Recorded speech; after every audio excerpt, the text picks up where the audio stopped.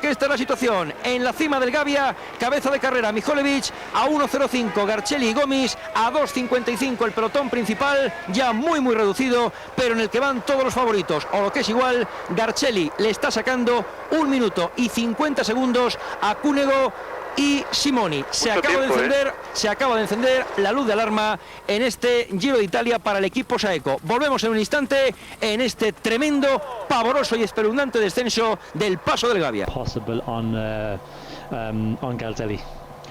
Well, I've just had a time check over race radio, and I've been doing it in maths. It was Mihajlovic over the top first, followed by Garzelli at 1:15 and the Cunego group at 2:50, which, if my maths is correct, means the gap between Garzelli and the main group containing Cunego is now 1 minute and 35 seconds. So that is the situation. If you took 1 minute and 35 seconds off, that'll be 3. Well, in fact, at the moment, Garzelli needs another 30 seconds to jump over Simoni, but he's certainly ahead of Belli and McGee on the road as things stand. Join us again after a short commercial break. Catch up with the action. Whoa. Whoa. From the 10th to the 13th of June 2004, we'll elect our deputies to the European Parliament. Their decisions are our decisions. European laws affect our daily lives, our well-being and our security. Act for your future. Vote. The world's fastest tap dancer, under 12.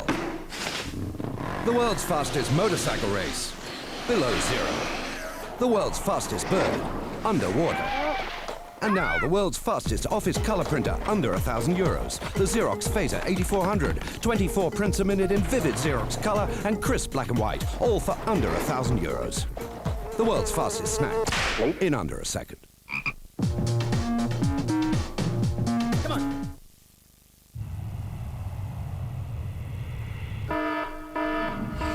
Looking for action? Take the fast track with Toyota Formula One Online.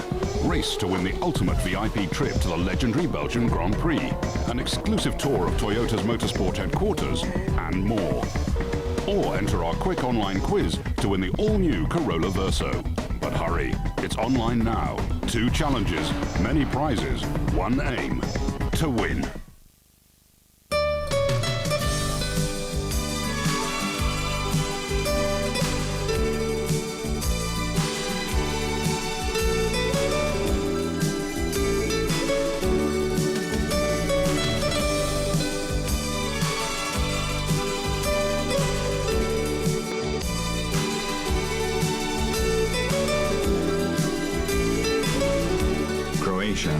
The Mediterranean as it once was.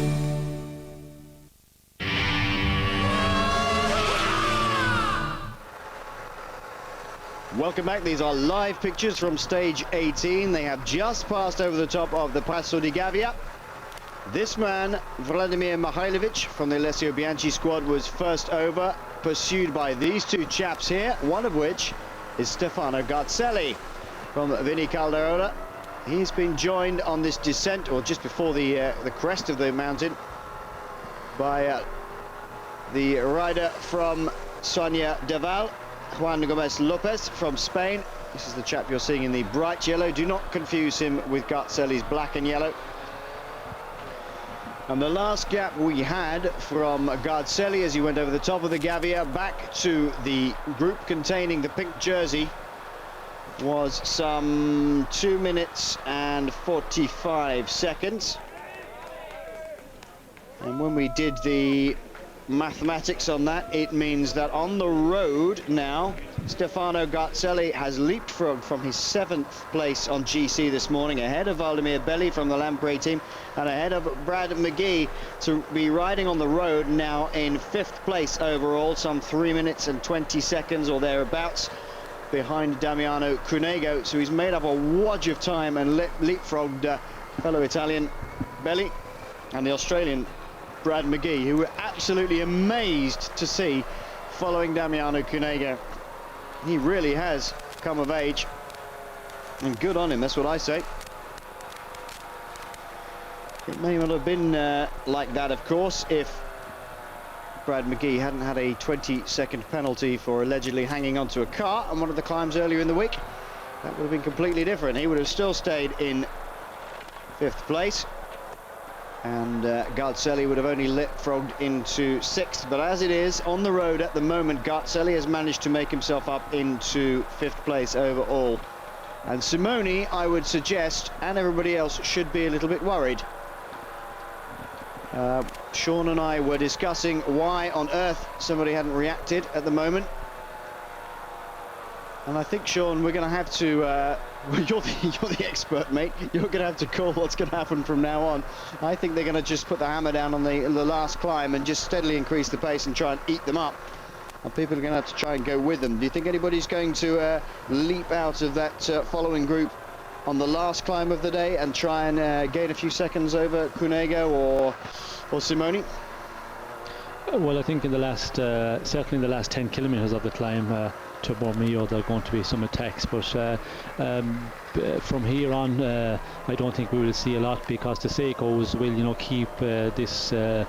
What's left of the main bunch, 20 riders. We'll probably see a lot more riders coming back on the descent that are not too far off on the top of the climb, but the Seiko team will just keep, you know, the tempo quite high from here until we get into the, you know, the final part, the last 10 kilometres of Bormio, and I think then we will see some attacks. But for Garzelli, you know, it's a long road from here to the finish, and he's out there with quite a while. He attacked, you know, 10 kilometres on the top of the Gavia, and it's going to be a long, hard road to the finish, and he hasn't got many helpers with him.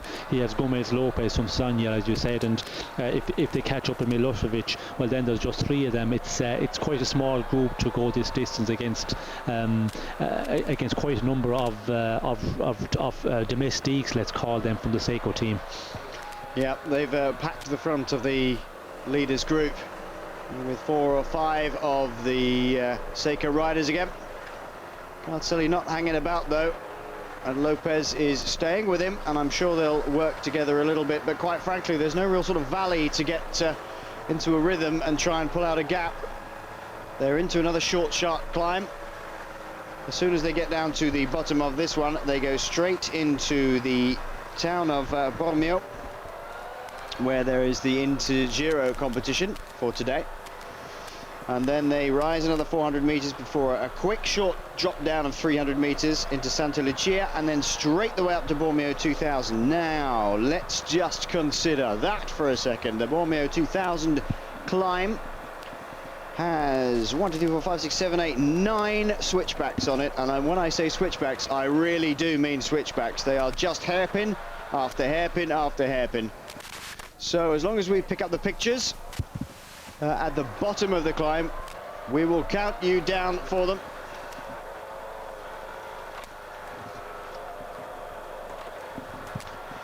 So best climber statistics again after the Gavia. And look how much Mihajlovic has climbed. Well, he wasn't in the top 7 when we last looked. There he is, and Garzelli moving up to 16 points along with Simone. Well, if Simone found that out, that might be a little impetus to him as well, a little dig. Fabian Wegman still leads the table with 50 points, Damiano Cunego with 38 and Alexandre Moos with 27. But Mihajlovic now up to 4th, 20 points in the mountain climbers competition after that lovely, lovely solo climb over the Gavia.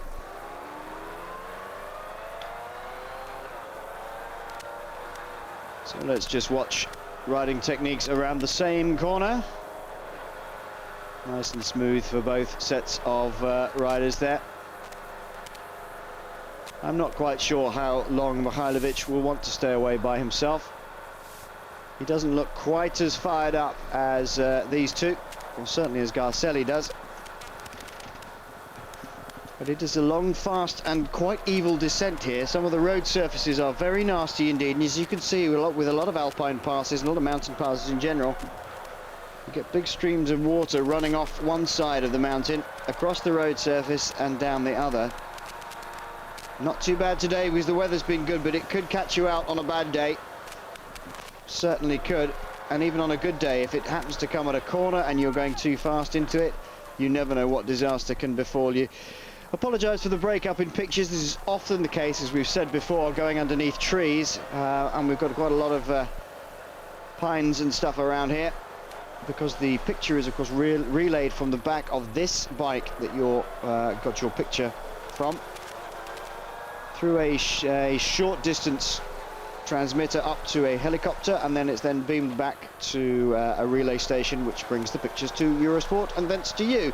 But if you have something in the line of sight of those antennae, although they are supposed to be multi-directional, you get a break up in pictures, so our apologies for that. There's nothing we can do. Estábamos recreándonos con la insondable memoria de nuestro amigo Jaime Ugarte en un Giro que creo que además compartimos, pero claro, la memoria no es lo mismo para todo el mundo, y yo ya no sabía si estábamos hablando del Stelvio, del Gavio, o del Gavia o de Peñacabarga, porque realmente ya se hace realmente difícil. Ahí estamos viendo, no ha habido novedad en la perspectiva de la carrera, seguimos bajando, hemos dejado atrás felizmente la montaña, nos ha respetado la lluvia, nos ha respetado la nieve, nos ha respetado la niebla, y felizmente hemos dejado atrás lo peor de este terrible puerto por lo que al descenso se refiere. Eso sí, aún tenemos una sucesión impresionante de curvas a un lado y a otro. Todavía hay hombres que están, como ven, coronando el Gavia. Esto es lo que comúnmente, y eso sí, con muchísimo cariño,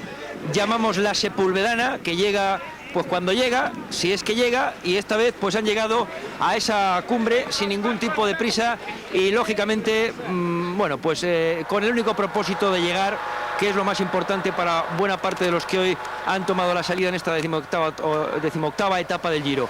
Sigue por delante el corredor croata y detrás estamos viendo la trazada en el descenso de Garcelli y Juan Gomis. Definitivamente Juan Gomis ha decidido mantener la fuga con Garcelli. No es que lo haya decidido, es que además ha podido hacerlo, porque tuvo la inmensa suerte de que cuando Garcelli llegó a su ubicación en los últimos kilómetros de ascensión al Gavia, pues le pudo coger la rueda y pudo aguantarle hasta arriba. De haber sido esto un poquito antes, lamentablemente no hubiera podido ser. Sí lo hizo, y ahora bajando pues es mucho más fácil, porque además puede soltar pierna, puede soltar musculatura y hacer un poco de acopio de energías para lo que todavía evidentemente nos aguarda. Por lo tanto, la situación, cuando ya hemos dejado atrás el Gavia, nos presenta al croata por delante, a esos dos hombres en situación intermedia, Garcelli y Juan Gomis, y a continuación el grupo de la malla rosa, que coronó con tan solo 14 unidades, pero que ha ido recibiendo a otras más por detrás ya en pleno descenso. Vemos cómo el croata está pidiendo algún producto, alguna galleta para el camino al director deportivo, y ahí está también el que está resultando ser el gran protagonista de la jornada, al menos hasta el momento. Muy valiente este modesto ciclista del equipo Alessio, que las ha pasado canutas, sobre todo subiendo, pero que después ha recompuesto perfectamente su figura y ha vuelto a retomar la situación de la carrera de la que es ahora mismo el líder. Esos dos por detrás, el grupo a continuación, y vamos a ver si por fin reacciona Lale Cubino o no reacciona el equipo Saeco. Vamos a verlo y espero que también podamos escucharlo dentro de un instante. Mientras tanto, Garcelli y Juan Gomis, esas son las imágenes de los hombres que van detrás de ese dúo, el pelotón muy estirado. Y vamos a ver lo que nos encontramos de aquí hasta la línea de meta, porque una vez que hemos bajado, ahora vamos a subir un puerto que no puntúa, pero que sí hace mucho daño, que es el Alto de la Mota. Bajaremos rápido y ya enfilaremos la subida final a Bormio 2000. Señor Machín, muy buenas. Muy buenas tardes. Bueno, contento supongo, ¿no? Bueno, intentando dejarse ver, ¿no? Que es un poco la política que siempre hemos mantenido en este Giro de Italia, y sobre todo no dejarse ver, sino por dejarse ver, sino por intentar conseguir la victoria de etapa, ¿no? Aunque me resulta un poco complicada, pero bueno, mientras hay vida, esperanza, como se suele decir. Bueno, pero hoy, además de dejarse ver, hoy creo que se están haciendo las cosas muy bien. Me parece que se ha hecho un planteamiento perfecto de la estrategia de etapa, con independencia de las limitaciones que exige el equipo, pero yo creo que hoy se han hecho las cosas muy bien. Además hemos tenido suerte de que ha llegado Garcelli, y ha llegado justo cuando todavía se le podía coger la rueda, que era acabando el puerto, porque si hubiera sido a mitad de puerto, pues Gomis no creo que hubiera podido seguir la estela del corredor italiano. Ha habido fortuna en ese sentido, pero luego hemos visto bajar al chaval, bajar con una habilidad, con una agilidad, con un coraje y con un arrojo espectacular, ¿eh? Bueno, yo creo que son beneficios mutuos, ¿no? Puesto que sabía Garcelli que él solo le iba a costar mucho más que incluido con Gomis, que es una compañía que realmente, bueno, pues le ayude bastante a abrir camino y abrir hueco, ¿no? Así lo han entendido los dos, y no creo que ninguno de los dos en estos momentos tenga la idea de soltar a nadie, y en este caso Garcelli, que puede ser el que mejor vaya. Pero bueno, les estoy interesado para que cojan por delante al corredor que va en fuga. Que bueno, bienvenido sea, si es así, y podemos disfrutar la etapa, aunque los últimos kilómetros se antojan demasiado duros para que de alguna manera pues Garcelli no se vaya en solitario. Bueno, vamos a ver, la situación ahora mismo nos presenta al croata por delante, a 1.15 van Juan y Garcelli, a 1.15, y a 2.38 el grupo de la malla rosa, es decir, que entre Garcelli y la malla rosa hay 1 minuto y 23 segundos. Vamos a ver, esto quiere decir que ha bajado un poco, estamos a 30 kilómetros de meta en este momento, ha bajado un poco el tiempo que le había tomado Garcelli a los Saeco, lo cual habrá supuesto una buena inyección de calma para los Cunego, Simoni y compañía, pero Garcelli lógicamente va a seguir en su empeño, primero por recortar y segundo porque se puede ver ante la posibilidad de ganar la etapa. Esto va a favorecer a Juan. Me imagino que en breve van a poder contactar con el croata, con lo cual serían tres. ¿Crees que el primer objetivo sería llegar a las faldas del puerto, del último puerto, en esa situación con los 3 hombres por delante? Ese sería el primero.